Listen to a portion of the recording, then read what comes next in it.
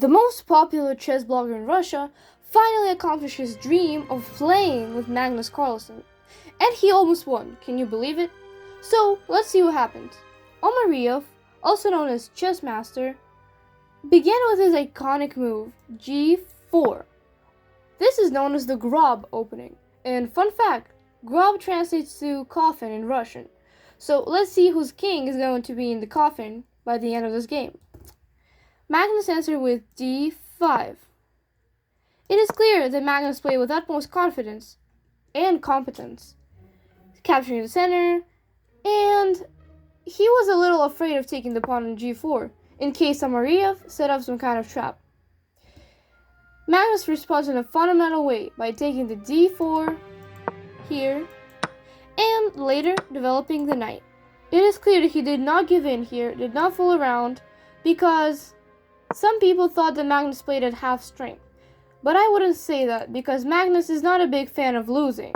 He always plays with maximum effort. After knight c3 and castle, Magnus makes all the logical moves, simply developing his figures.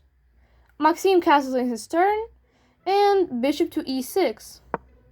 The move's idea is to defend on d5 and carry out c5.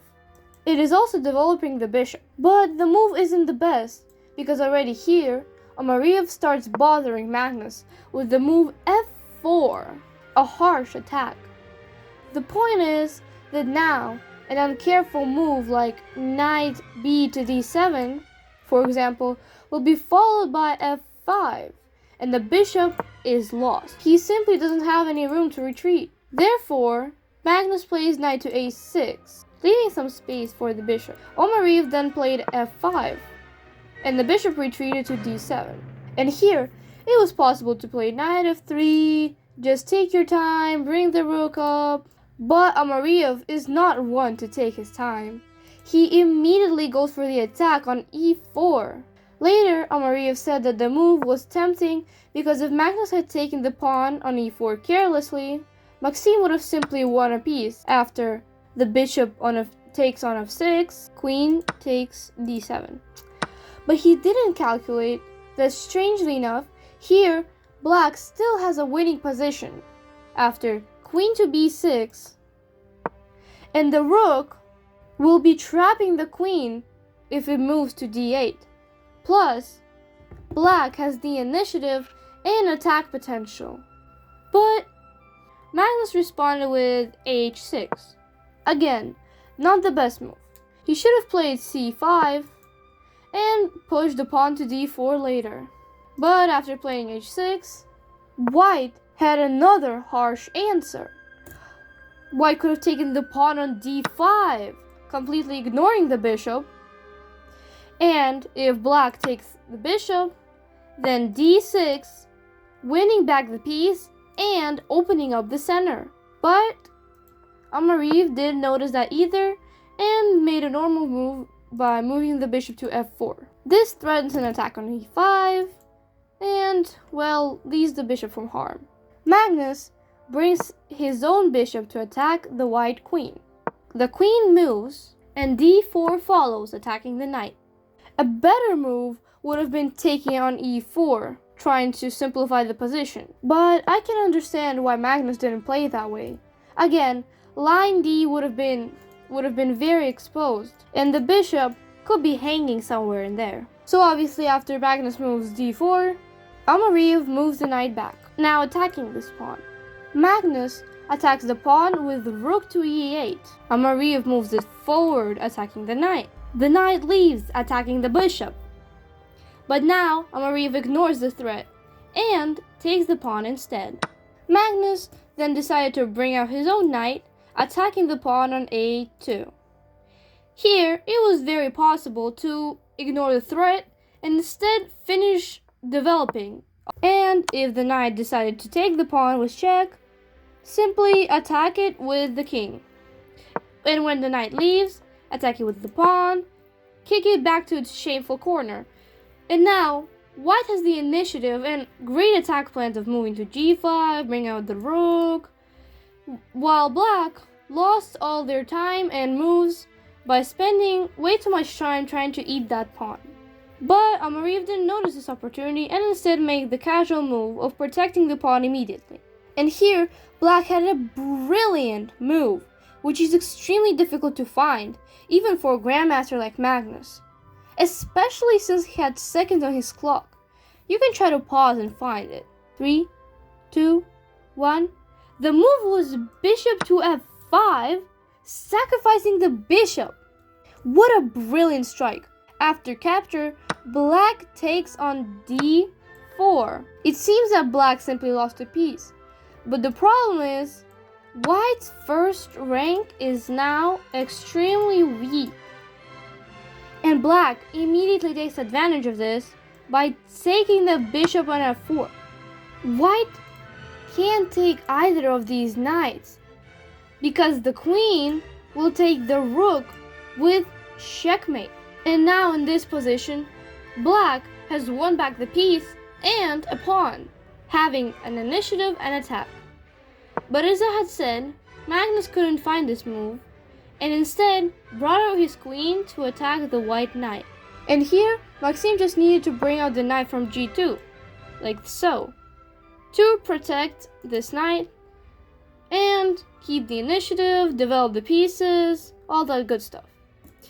But instead, he decided to play c3, defending the knight and attacking this knight, which doesn't really help his development and loses him most of his advantage. Here Magnus could have taken on d4 with the bishop, and after the capture, he could have played knight f4, and after the recapture, c5, trying to impose some counterplay. And in the case of a careless d5, Black could have seized the initiative here, queen on a6, threatening an attack, and after a3, knight to d3, and the pawn on e5 is lost. White could have crumbled in this position. It would have been a lot better here if instead of c3, they moved a more careful move like knight to e2. But after c3, Magnus doesn't find the opportunity, so here he decided to play knight to f4. Queen takes f4, and knight d5. This was a little maneuver to open up the square for his second knight, but it wasn't that successful because the bishop simply takes the knight. An excellent solution. The bishop sometimes is stronger than the knight. Well, in most cases it is. But here, this bishop ruins the opponent's pawn structure and removes the strong knight. Plus, White still has a luxurious knight on d4. It is clear that White here also has a pretty simple game. We want to push the pawns g5 and h4. But what Black should do is not entirely clear. So Magnus decides to start his counterattack. After knight f3, he pushes the pawn onto a5. A desperate pawn throw. But Omariev plays f6, striking first. It is clear that Black is several tempos behind. a4, Magnus continues pushing. Because, well, there is no point in moving to g5, since the pawn will simply be taken with the knight. And on g6, the queen will take the pawn on h6. So after a4, Maxim plays g5. By further opening up the lines for his pieces, Omariev wants to get to the black monarch. Magnus plays a3, creating a checkmate threat. And here, after the move b3, a rather important moment occurred. Omariev's time ran out. So first, how did this even happen? The thing is that they initially agreed that Maxim would have 3 minutes, and Magnus 1.5. So that Carlsen would have approximately twice as much time.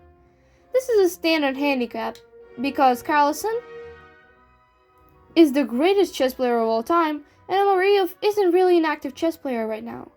This was supposed to be a fairly fair arrangement, but as it turned out, Omariev set the time incorrectly on his mechanical watch. He gave himself about 1.5 minutes, which is why his flag fell. And even though Max noticed it right away, Magnus didn't have time to notice it. According to the rules, only the chess player must notice the fall of the opponent's flag.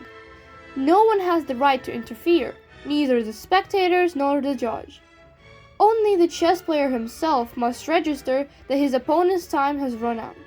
this is a pretty important rule. Do you think this is even a fair rule? Also, do you think that Magnus noticed and just decided to spare the FIDE master? Or did he really not notice? Comment your thoughts below. And in favor of the second theory, Magnus often becomes hyper-focused on the position and doesn't pay attention to the clock. Like that one time at the World Rapid Chess Championship, when he became so absorbed in his thoughts that he forgot about the time and lost. So Magnus continues playing. Rook to c8. Omariev takes on h6, trying to get to the king. g6 Magnus plays, trying to create some kind of barrier. h7 check. Well, of course Magnus shouldn't take, because if he takes, queen on h4 check, king goes back, knight to g5, and mate in 5. So instead, Magnus moves to h8. Here, it was possible to immediately play g5 with the knight to attack the pawn on f7. But Omariev decided that he wanted to lure in the bishop first by going here with the queen, threatening checkmate, and when the bishop came, after a few moves, he attacks the pawn on f7.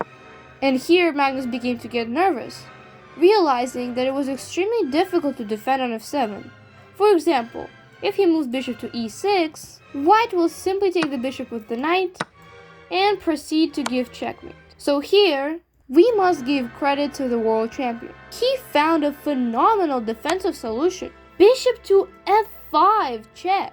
The knight takes, and Magnus sacrifices the rook. And white can't take it because, well, that is just checkmate to be. So Omariev moves the king away from check, and Magnus plays queen to c7. This entire combination allowed Magnus to not only defend the pawn on f7, but also threatening mate in one move onto c3. And I suppose one could have played queen to d4 in order to cover the c3 square. But Omariev found a more creative solution, in my opinion. Knight takes on f7, distracting the queen, who takes it, allowing white to take the rook. And after g takes f, it is clear that black has a very difficult position. Max plays rook to g1. The g rook uses the wide open g file to threaten winning the queen, but then Magnus panicked and moved bishop to b4. The bishop is hanging, as you can see. Of course, it was better to move bishop to c5, attacking the rook but not exposing the bishop. Then rook to g8, a trade would most likely follow, and then probably queen to g5, getting an extra pawn and threatening another fork on c8. Well, it's still clear that the position is pretty hopeless. I think there's no need to explain that white is absolutely winning. However, this was the best chance, and Magnus played bishop to b4. Then Maxim also got into some kind of rush, because his flag fell, and if Magnus notices, he's finished. That's why Omariev doesn't dare to think for a second to keep Magnus focused on the position. He makes some moves without thinking. Rook check, takes, and now the bishop is just standing there waiting for someone to take it. But Maxim plays queen to g5 check, and in a rush trades queens, which, let's just say, is not the best move. And after gaining back the pawn, the position is still pretty winning, though it does require a certain kind of precision. Now, Maxim checks, and here it was necessary to push the pawn to e6 in order to destroy black's main threat. And then we have a plan to push this pawn all the way down. But Omariev took the pawn, greatly lessening his advantage. The bishop is attacked, so it moves with check. Here Omariev moved king to b1. It was a little better to move king to a2, attacking the pawn and still having a chance at winning. But after king to b1, Maxim starts playing pretty nervously, quickly. And now he realizes that the pawn is about to promote, so he rushes to stop it. And here Magnus plays a very interesting technical move, bishop to c3. You can't take the bishop because the pawn will promote, and he's planning to put the bishop here to allow for the promotion. So Maxim has to rush in front of the pawn, and the bishop barricades the rook. Believe it or not, Maxim is still very much winning in the position. Right now you can pause the video and find the winning plan. Write your answers in the comments, and I will mark all the correct answers. But in the game, Omariev tried to somehow move the b pawn, but it was all useless because black managed to stop the pawn with the bishop. And after a couple more moves, Magnus finally notices that Maxim's time has run out, and the game ended in a draw. So, what do you think of this game? Did Omariev lose? Or is this really a draw? I'm excited to read your take in the comments.